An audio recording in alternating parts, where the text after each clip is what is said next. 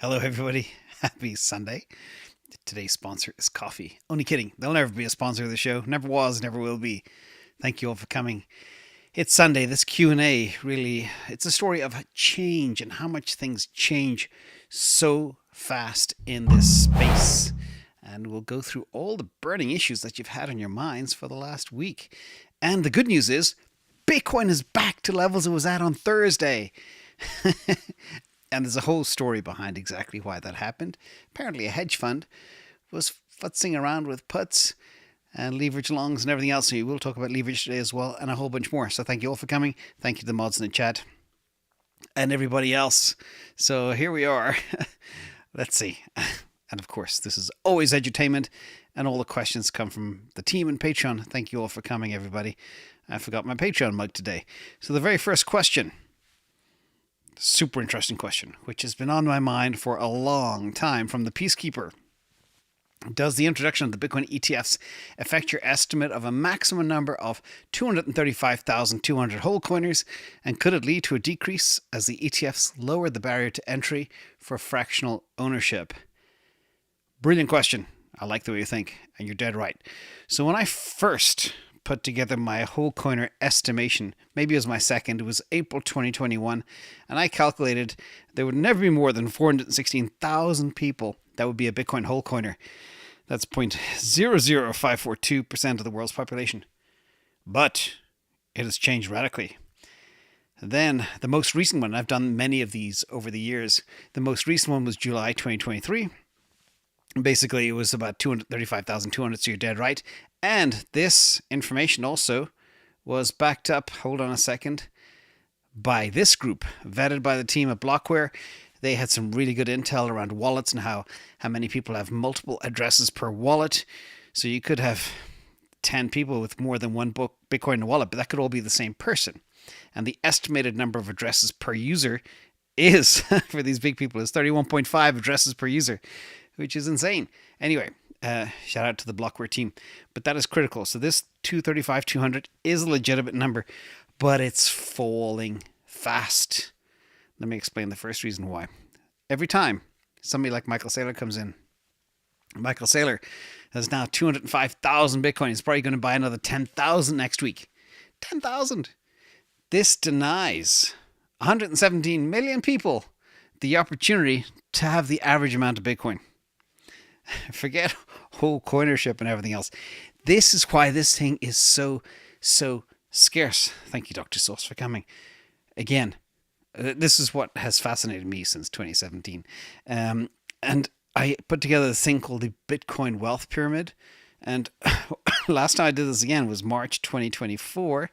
And you can see, the last time I did this was November 21st, 2022. This is an old one. I used to do this quite regularly. But back then, you could be in the top 0.1% of Bitcoin holders for just $330,000, which means you have to own more than 21 Bitcoin. If you own more than 21 Bitcoin, you are in that top echelon. To be in the top 1%, you need about more than 3.3 to 3.5 Bitcoin. And to be in the top 5% of holders, you need greater than 0.133. But Peacemaker, what you're saying is dead right. The more people come in, the more adoption there is, the more the rarefied air becomes even more rarefied too. The calculation to be in the top 0.1% of Bitcoin holders today will cost you $1.5 million on the nose. It's nuts. That's so much more expensive than 300 grand not too long ago. So bear that in mind. Now, the big challenge, of course, is now to calculate what's happening. Now, I did have a theory, it's about 5 weeks ago, I think, where I was confused why there was long-term holders taking profit before the halving. And I was like, weird. Here you see a massive amount of long-term holders that have been holding for more than 5 years were selling before the halving, and there's a whole bunch more that pointed to this. You see the long-term holders in loss transferring to exchanges as well right here, massive amount. And you had old wallets cracking opening the Piggy bank, etc. And I was like, what? These folks know where this thing is going. Why are they doing this? Well, the answer is they're moving their old Bitcoin to the ETFs because they're no longer comfortable with security, holding their own wallet, their own keys, etc. And that theory has been found out. So now, when you got all these old OGs that will be in the Bitcoin wealth pyramid, they are now moving to ETFs, and there's more people coming into ETFs. And those ETF wallets are impossible to analyze. Sometimes BlackRock is just one wallet with 250,000 Bitcoin in it. I don't know how many people are behind that, so I can't do it anymore. And that's the sad news. But the good news is, when you take something like 235,000 Wholecoiners and there's more adoption, more people eating into it, more MicroStrategy buying it, this number is only going to go down. In fact, it's probably under 200,000 already. And that's the crazy thing. So you're in very elite air. And that was always my mission, to get people to get that whole coin, because I knew one day it would be a very special place to be. Imagine less than 200,000 of these people, and there's 8 billion people on Earth. So if you do have a whole coin, keep it very secure. Next question is from Shinobi. Could you touch on ETH deflation and whether it could increase over time? So the question of ETH deflation. So this is the deflation over the last 940 days from Ultrasound Money, updated 25 seconds ago. And you can see that there was a lot of growth in ETH. And so far over the last 954 days, the supply has gone up by 0.937%, but it has fallen fractionally since the move to proof of stake. But not a big amount of deal.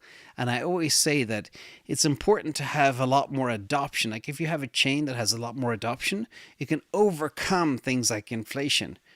And if you have a chain that's kind of stagnant, deflation doesn't really matter. And that's kind of the key thing to understand right now. Now the question is, could the deflation accelerate for ETH? Yes, it could, if the following things happen. So it all stems from EIP 1559, which introduced a burn mechanism. Basically, the more the network is used, the more ETH gets burned, and that reduces the total ETH in circulation. And the deflationary effect grows with network usage. High usage means more transactions and more ETH burned, and gas prices, etc., set by the base fee also affect deflation. And also a higher congestion also means the more ETH that gets burned too.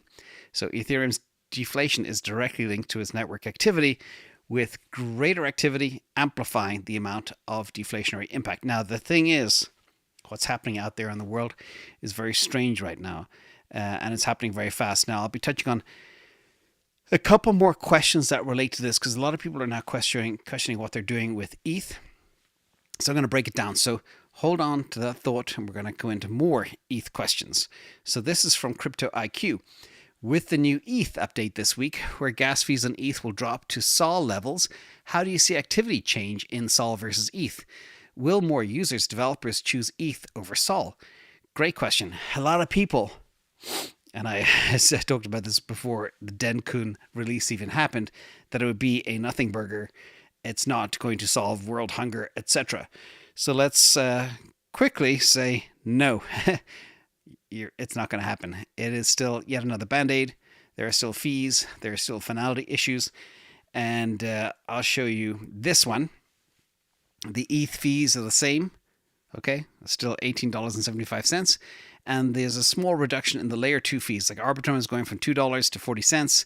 Optimism going from $1.40 to 28 cents, etc. So you can get a feel for it's not a massive step change. And the mothership still is expensive. And now they're talking about bringing on thousands of L3s. So again, I always go back to first principles, inspired by Elon Musk. But let's talk about the L2 problems first. Yes, L2's got a bit cheaper, but they're nowhere near as cheap as Solana. And there are problems too. I covered this, I think in DCA a week ago, but there's still outages for many of the layer 2s. There's still high gas fees. There's still a lot of centralization, single points of failure. There's technical flaws, off-chain proofs. There's delay in finality, yada, yada. It's just the more you layer on to the ETH mothership, the more complex it becomes. And this was always my stance. I used to call it Band-Aid. Now it's called layers, layer 2s, layer 3s. Each one is like a Band-Aid. That reminds me of the picture of that United Wing with all the duct tape on it.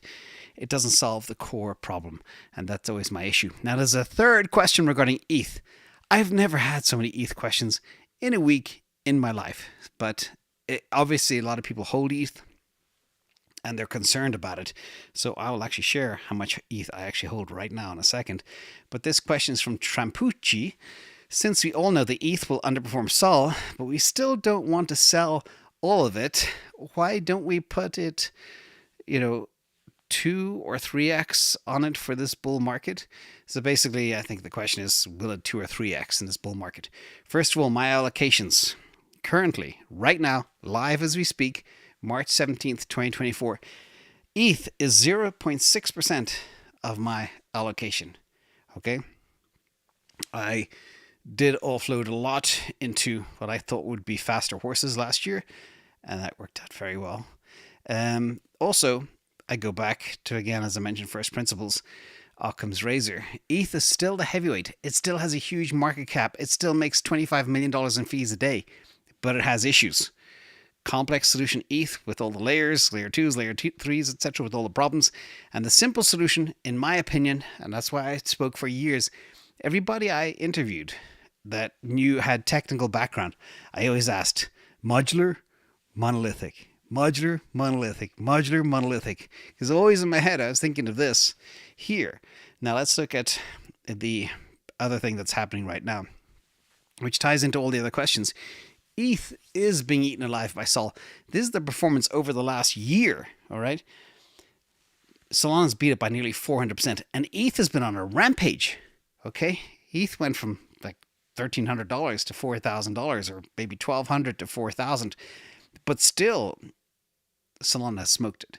That's the problem. So back to your question, how will it perform this bull run?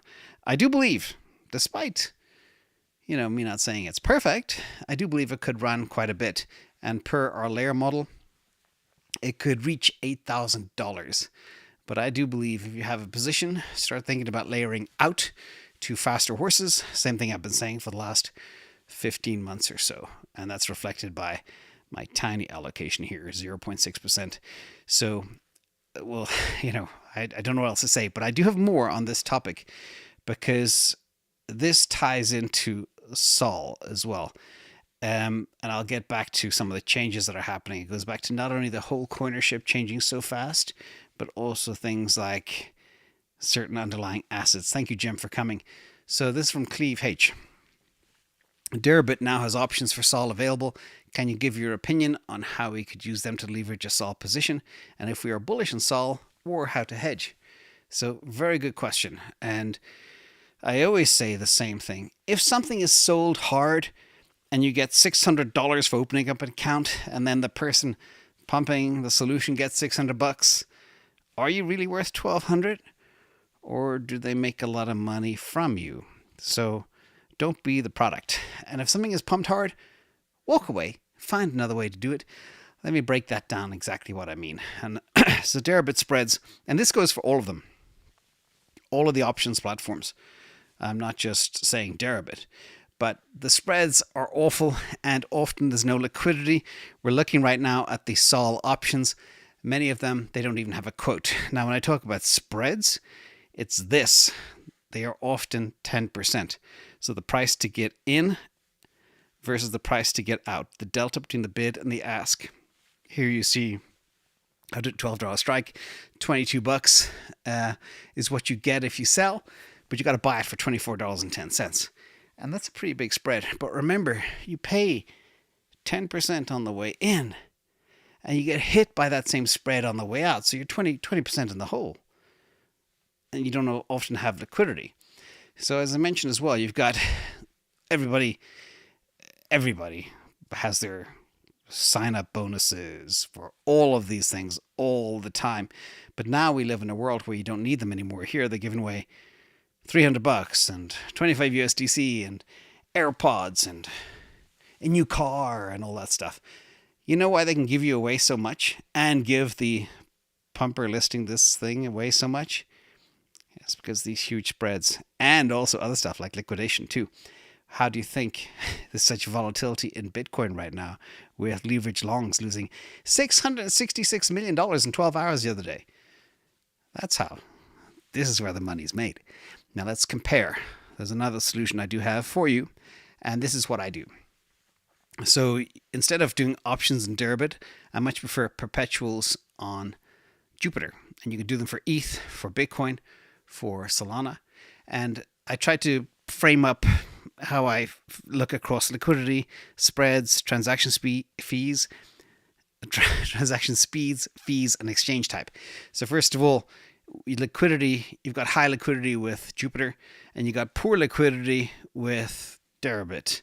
And that can really impact entering and exiting positions. I can't stress how important that is, especially in a volatile market. You will just get raked over the coals. Okay. Second, spreads. You might get much tighter spreads on Jupiter, and you get wide spreads due to limited liquidity on Deribit. Execution is much faster as well on Jupiter. It's much slower on Deribit. Fees, very, very, very low versus very high. So not only do you have the spreads, but you also got the fees. And then you've got a decentralized exchange. As I said as well, the move is moving towards a decentralized world. The world is moving towards a decentralized world.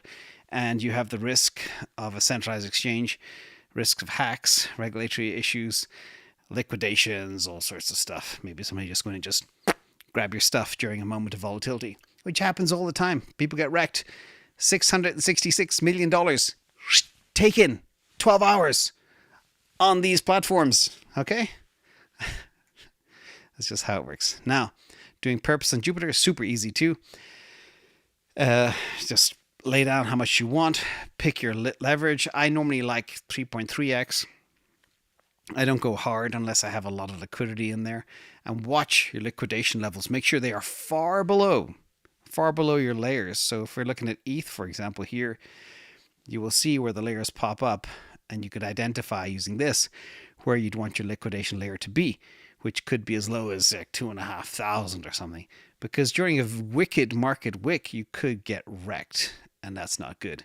Now, getting back to other stuff as well.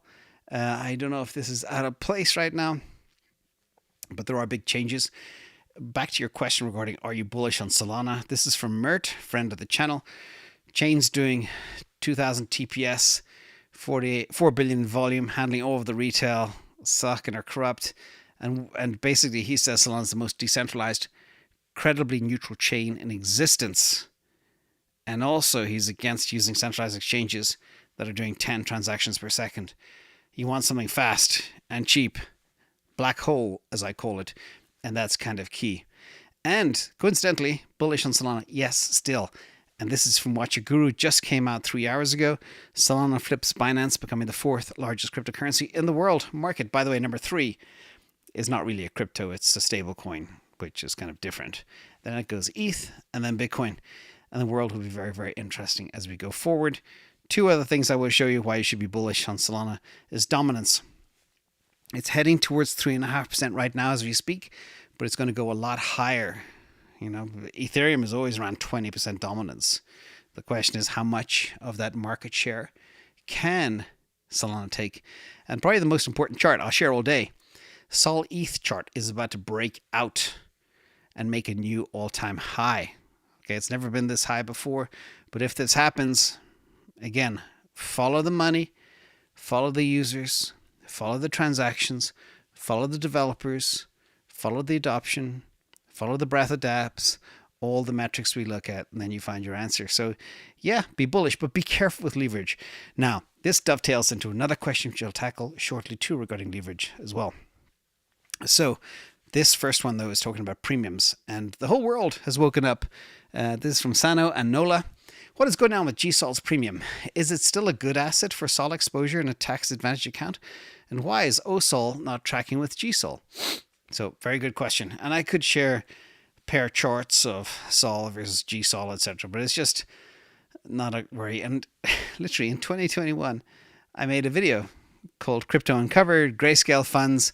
And I talk about stuff like, like they have a stellar Lumens fund where 99.4% is owned by the top 1%. And they got all these crappy tokens, fake forks of Bitcoin and like stuff from 8 years ago. What are they doing? Why do they have all this crap funds with what's worse as well, and anybody who's been in my Patreon knows we have a model for discounts, and we've had it for 3 years. We map everything in real time.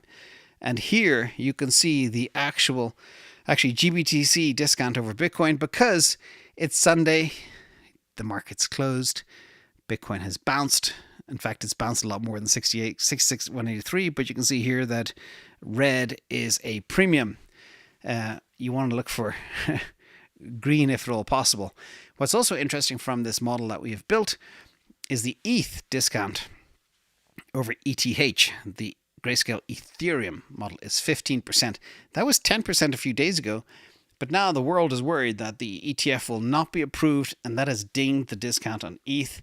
I did get into that ETH one at 55% discount, but got rid of it when it got close to 10, and happy I did that. In addition, OSOL. This is a much better kind of ARB opportunity. You can see that their premium is still 92.51%, but versus GSOL, 476.24%. Wow, crazy. And then you got things like G-Link, GDLC, all crazy, silly stuff. Like, what's the point in having a fund that literally is 98% two things and calling it a large cap fund? It's just freaking retarded. Sorry for getting it. Grayscale do a lot of silly stuff, and I don't like it. Now, one thing you can do, and oh, by the way, I think last week the world woke up to these egregious premiums, but anybody in this community knew about it for years. It was no surprise because everybody has this model. Now, there is a way you can play this, and this was a trade alert on the 12th of the 12th, December 12th, 2023. And I moved some money around in a friend's retirement account. They pulled it away from a thing called Vanguard and moved it into Fidelity. And I went in and traded on their behalf, and I bought a truckload. Basically, I got rid of all the mutual funds and bought this. I think, I can't remember the number. I can't see the number. Around $40, I think. Is it showing up there? $40, yes. And that account tripled in a very short window of time, because now it's around 180. So there's ways of playing the ARB. So if you are looking for exposure, and if you hold GSOL, I'd probably sell it and buy the OSOL one instead. If it's your only on-ramp to the consensus trade in your retirement account. Obviously, I always say as well, pure form is always best, but OSOL is the Osprey Solana Trust Fund. Hope that helps. Sorry for getting on my soapbox regarding Grayscale and their funds. Oh, they're just leading people astray. Very sad. Anywho, Pierre. If leverage is so dangerous, why don't you try small leverage like 5x? And if you have conviction, faith, Bitcoin will go up pre and post halving. I do. I like 3.3x because I like numbers and patterns. So I do that on things like Solana. Oh, here it is. I wrote it up. But leverage, I want to stress as well. You know, whenever I talk about leverage, I hear groans. It's like, oh, no, leverage is dangerous. Well, I wouldn't be in my position in life if it wasn't for leverage. Leverage, if you can master it, can protect you, and it can make you infinite money as well. So remember that too. But remember, you have to use it with respect and not on these exchanges that will liquidate you in a heartbeat, or people going in 20x, 50x, 100x leverage. You're just looking for trouble if you're playing that game. So I like, a little bit of leverage. But the other thing where I use a lot of leverage as well is options on stocks. That's what I do heavily. They are considered leverage because they allow the holder to control a large number of shares with a small initial investment. Also, I do believe MicroStrategy is a call option in Bitcoin. So not only do I play a lot of MicroStrategy, but I do it all with options as well. So I'm levered on leverage on Bitcoin. So you could call it like leverage to the power of 3 as I go forward. So that's kind of how I play it. And doing that on MicroStrategy, I can't even describe how mind-blowing the returns are for not only me, but everybody as well in the community. Because we made a conscious decision early 2023 to do options on MicroStrategy instead of buy Bitcoin. Anyway, I know it's very controversial. People go mad if I hear that. But now everybody's waking up to what the money glitch is, the infinite glitch of MicroStrategy. Next question is from Judo100. Do you have a target price for CleanSpark April 19th? I calculated a price target of $56.50 based on CleanSpark market cap as a percentage of Bitcoin market cap. And I projected Bitcoin market cap to be 4 trillion based on net flow of 100 million trading a day. So, interesting one. I think the Bitcoin market cap today is about 1.5 trillion, if I'm not mistaken. Is it going to 3x in 4 weeks? No, it's not. It's not at all. In addition, and I hate to burst your bubble, I like to predict stuff, but it's extremely difficult to do. And you can only do it when you have a lot of certainty and a lot of data and a lot of history and a lot of models. You need those 4 ingredients to make your cake. So guessing the price of Bitcoin 4 weeks out is possible, but guessing the price of a miner 4 weeks out is a fool's errand. I don't know why it says Google errand, fool's errand. Maybe somebody's calling Google a fool here. But we can estimate Bitcoin price, but not miners. Far too many variables as well. Far too much uncertainty. But what we can do is we can identify the best miner, and you've identified that with CleanSpark. Per all our models for the last 2 years, we were able to say this one has the most upside, because investing is just that. Finding things cheap, getting in hard, getting in early. That's the key. That's how you make life-changing money. Next question from Ras. I've been looking at NNOX. I would appreciate your opinion. It's an AI medical play. NVDA owns a bit of FDA clearance last year and much cheaper alternative to Xray, or would you keep packing Tesla bag? Well, everybody pivots to AI, and NVIDIA is investing in everything because they have so much money right now. They're just sprinkling money everywhere. So the fact that NVIDIA are behind it or investing in it doesn't necessarily mean they will do things. And even though I use leverage, I am a very conservative investor at the same time too. So I see 4 major risks with NNOX. First of all, the competition. You have monsters in the imaging industry. Companies like GE Healthcare, Siemens Healthineers, Philips Healthcare, they are everywhere. They are established players in the market. They're in every single hospital. And these companies have a huge market presence, extensive product portfolios, and established relationships with healthcare providers. And there's also tons of regulatory hurdles for this medical device industry. And NNOX will have to navigate this complex environment very carefully. It'll also be very time consuming and costly. That's why there's only 2 companies that make airplanes, because of exactly this, regulatory hurdles. If it was easy to get through regulatory hurdles, there'd be way more than 2 airplane companies. Also, market adoption. Even if they are successful with their technology, they still need those regulatory approvals, and they need to convince the healthcare industry to adopt its products.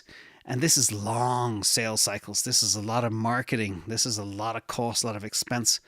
And especially if it's something that's unproven in the medical realm, very tricky to break into that industry. People trust GE, Siemens, and Philips, but a newcomer, not so much in this space. Also, financial risks. It's a very small company with very limited financial resources, and I just see risk everywhere. Let's look at the numbers, because that's what I understand most. This is a horrifying chart.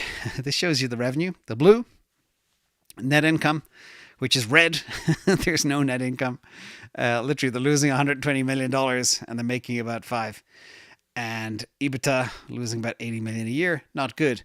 Another scary thing that I do not like to see. All right, this always upsets me. It's the biggest red flag when you see early stage company, they're losing 80 million a year or whatever, and they're paying themselves 20 million in stock-based compensation every quarter or every year. Let me see. Yeah, a huge comp. Like in 2020, 30 million, 20 million, 25 million in 2021, 2022, same thing. The company's not successful and they're lining their pockets. You know, that's just not good. So I would run away from that thing. Maybe, there's always a chance that they could pull something off. Maybe it's a 1% chance. Maybe it's a 5% chance. But the risk is overwhelming. And with burning cash like this, they need to raise more money, which means more dilution, which means more headwinds if you invest in a stock, etc. So I would not touch at all. At all. Yeah. And also remember, if just because NVIDIA invests in it, they invest in everything. And not everything they invest in will be successful, even with the brand name that is NVIDIA today. And favorite part of the show as well, thank you for the team behind this. We donated to help the support care for Morris, a tiger who was taken into a sanctuary after the Colorado Zoo closed. And Morris is now roaming cage-free and likes to play with bulls. That mustn't be one of those Swiss rubber bulls, because the tiger nails would deflate it very quickly. And a reminder, everybody, tomorrow as well, DCA. DCA is on CTO's channel tomorrow. I forgot to mention that. It's not on my channel. CTO's channel tomorrow morning, 7:30. And the time zone's different. It's 3:30 in Sweden. Stockholm, their time is different to Central European time, which I think is 4:30. So check your local time zones, or it'll be 7:30 a.m. Pacific, because that's when I can do it. And don't forget to subscribe if you want to expand your brain. No frills, no shills. Thank you, everybody, for coming. Let's do some questions from the team here. And I hope everybody's doing good. Doing good in the hood.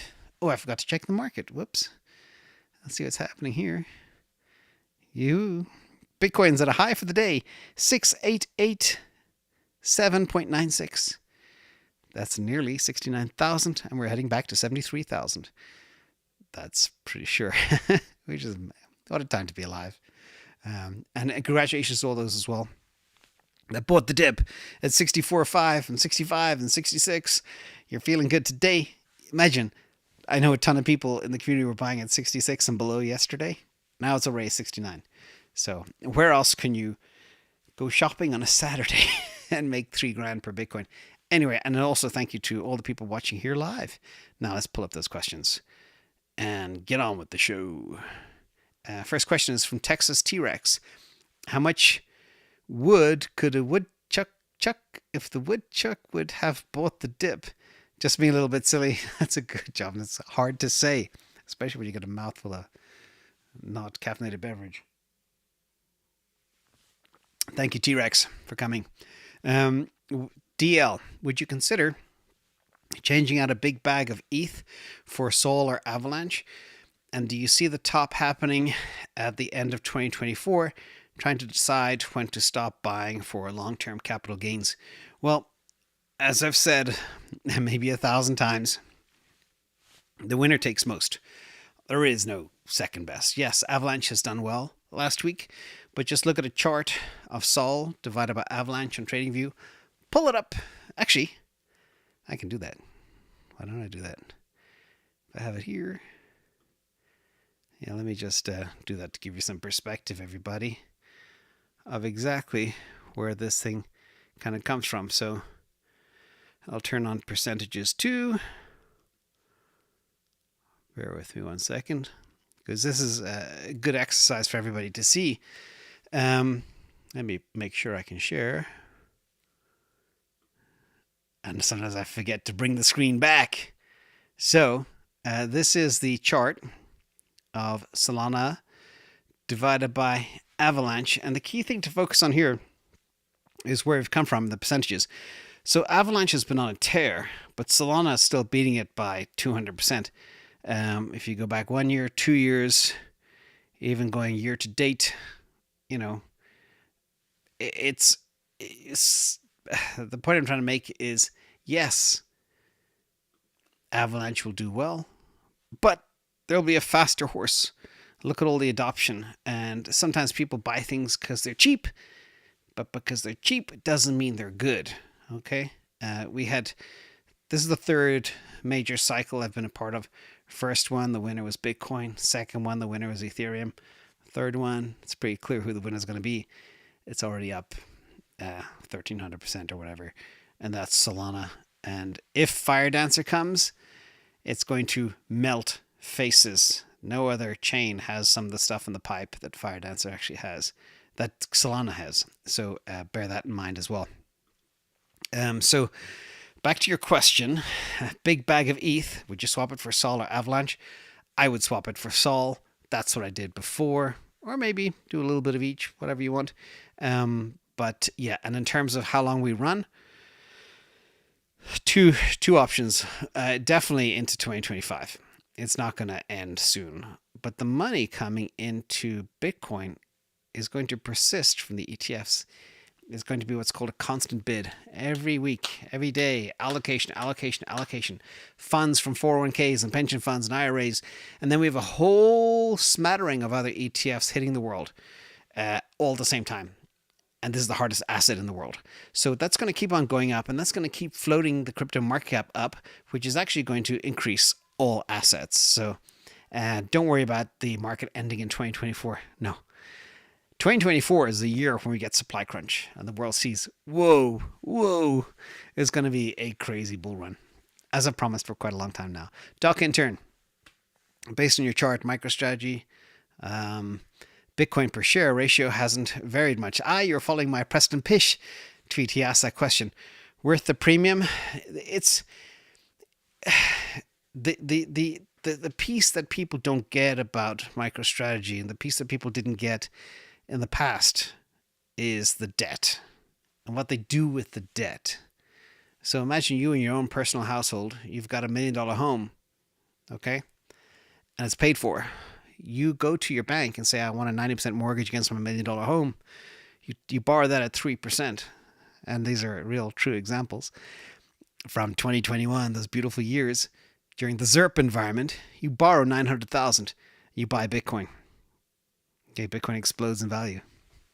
You can repay your debt with a tiny, tiny fraction of the gains you've made on Bitcoin. That's the leverage play, the money glitch that MicroStrategy is doing. So yes, it's at a premium, but it's borrowing more money, buying more Bitcoin, which is going to drive the Bitcoin price up, which is going to basically, you're paying the price from MicroStrategy, think 3, 6, 9 months into the future. And on top of that as well, you've got the S&P 500 edition tailwind, which will explode it. That'll mean everybody, like I mentioned before, with the longer cycle, there's going to be a permanent bid on MicroStrategy. As Bitcoin goes up, everybody will have to buy more shares of MicroStrategy all the time. No choice. You can't not. And it's all index funds now anyway, so you can't not buy. It's going to be crazy. So from that perspective, yes, definitely worth it. It was mad. I was doing a stream on Raoul Powell's channel, and I was trying to get a fill at 666, and that was less than 3 weeks ago. And that's how fast this thing moves. And it's melting faces, and people don't understand it. But yeah, I think it'll continue to go up. And people ask me what my target is, at least $3,000. So, Adam Q, is it time to rotate some SOL profits into Tesla? This is the question I have myself. I have, in my position, I have a lot of margin that became free because of the appreciation of MicroStrategy. So I can use margin all day long. I prefer not to sell winners. Let your winners ride. If you do have margin opening up, buy Tesla. And as I made on a Patreon post this morning, everybody's talking about the ChatGPT moment now for Tesla. Everybody. Michael Dell, the founder of Dell Computer, multi-billionaire. It melted his face yesterday, and he tweeted about it. And all the experts now see this as a massive step change. The heads of development at Tesla say they're real close. Elon says they're real close. This thing is going to probably happen. It'll be 99.9% ready in 2024. And when that happens, you're going to see the biggest wealth transfer in the history of the planet. And that's going to be an exciting time. So Tesla's cheap now. It's 170. It's silly cheap. So try find another way. Try not to sell a fast flying thing like Solana right now. But try sell something else you have. But don't, let your winners ride, sell your losers. I don't want to give you financial advice, Adam Q, but that's what I try and do too. Happy feet. Out of the 8 SOL alts, which 2 do you think are the most interesting and will be the most adopted in the future? Great question, Happy Feet. Thank you for that. Nosana and Chat. They are the 2 that I think will be incredible. I'm also very bullish on things like Fluxbeam, Whales, Lifinity, all the DEX stuff, Jupiter. I like the DEXs. Now everybody will be trading. Like, I wouldn't want to be a centralized exchange right now because DEX have come to the fore. And I think they'll all do well. But the 2 that I find very interesting, relatively small market caps, huge upside, and Whales is like an OTC desk for retail investors into crypto, and Nosana is an AI play. That's actually being used by Render as well, and I also have Render too. So crypto, AI, they're the two places that you want to be, everybody. Forget the rest. Forget banks and utilities and manufacturers and everything else.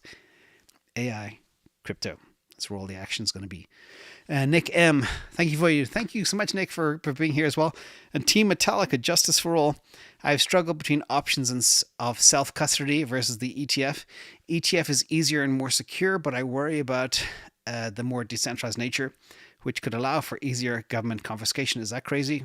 No, it's always good to be paranoid, but remember, if you take players like BlackRock having an ETF, okay, this is a company now that runs 11 trillion in assets. You imagine them opening the door to the government to take your crypto? The value of BlackRock would go to zero overnight. They can't afford that, all right? They can't afford losing 11 trillion of assets. So, no. There's always a chance something very dark could happen, like gold in the 1930s when it was confiscated.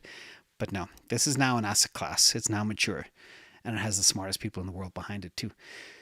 Charles Kincannon, to determine needed income in retirement, how do we think in Bitcoin terms rather than fiat crypto financial plan? So I do break that out in my Retire On series. A lot of people are very grateful for that methodology because it gives... The reason I do them is you have to have a plan and you have to think into the future and you have to understand expenses and cost of living and how much you need per month to live and what your underlying assets will do and how many you need today to get to where you want to be in the future. That's the whole idea behind these. And they're all broken down in crypto itself. So check out crypto or equities like MicroStrategy, Tesla, Ethereum, Solana, Bitcoin. They're all done there for you. But in terms of, Charles, I can't answer that question because I don't know what your living costs are. But if you look at the average living cost of your typical couple in retirement in, say, Europe or the US, it's between $2,500 a month and $4,000. And if you want to live really well, you need about $5,500. And in terms of understanding where that is, I break it all down with my price projections, and just check out my Retire On series. You'll have it all there. It also does, I think the one I did this week has 13 countries in it. I added Italy, and somebody was asking me to do Switzerland. I said, Switzerland's too expensive to retire. I know, I used to live there. So think of one of the other most important tips for retirement, I call it controlling your burn.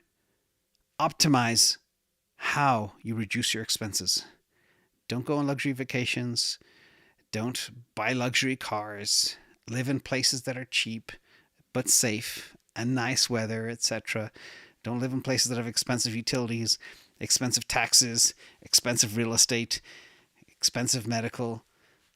Really, it makes a massive difference when you can control your burn and minimize it as much as possible, and you can live so much better. So, Charles, hope that helps. Check out those Retire On videos. And thank you for your super sticker as well, Sir Winston.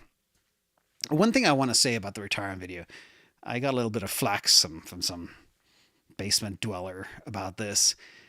I do them across many assets, and people are supposed to build bags across many of these assets.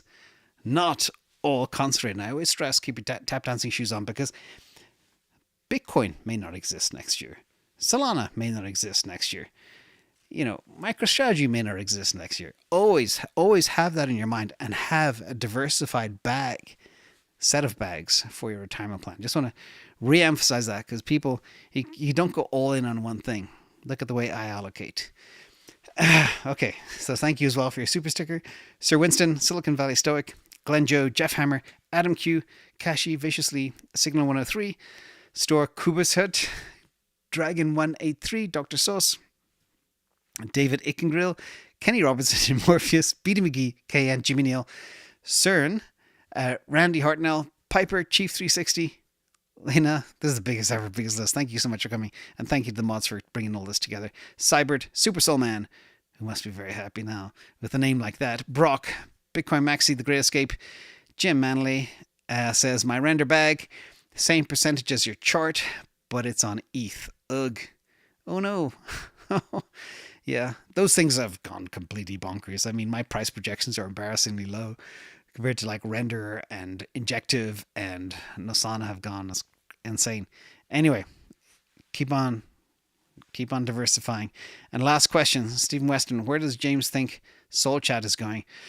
Oh, that's let's check Soul Chat actually, because that thing has exploded.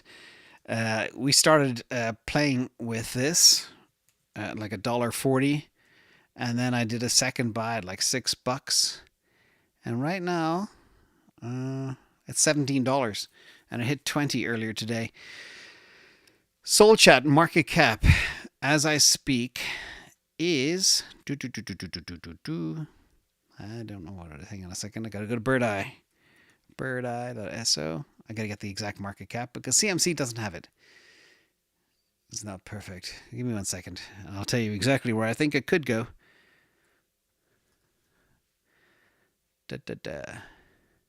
Alrighty. We are now, wow, the market cap is 154 million. I do believe in this bull run, Soul Chat could hit $1 billion market cap. That was always my projection. If it can get adopted, all right? Adoption is everything for that. It has to have a network effect. It needs a couple of 100,000 or 1 million users. If that happens, it gets to $1 billion. If there's no adoption, no. But it is being adopted. And what's really cool about it for me is kind of the privacy and security aspect of it. And Web3 needs communications. It needs an Instagram replacement. It needs a WhatsApp replacement. And I've tested it out extensively. It's really cool. So thank you all for coming, everybody. And by the way, if it gets to $1 billion, that's an 8x from here, which would take to about $140, which is insane considering 3 weeks ago you could buy it for $1.40. Wow. Again, the whole space moves so fast. It makes your head spin. And thank you all for coming. Thank you to the mods in the chat. I appreciate each and every one of you for coming. Have a nice Sunday. Enjoy the rest of the day, and I'll see you tomorrow morning on DCA. Bye-bye.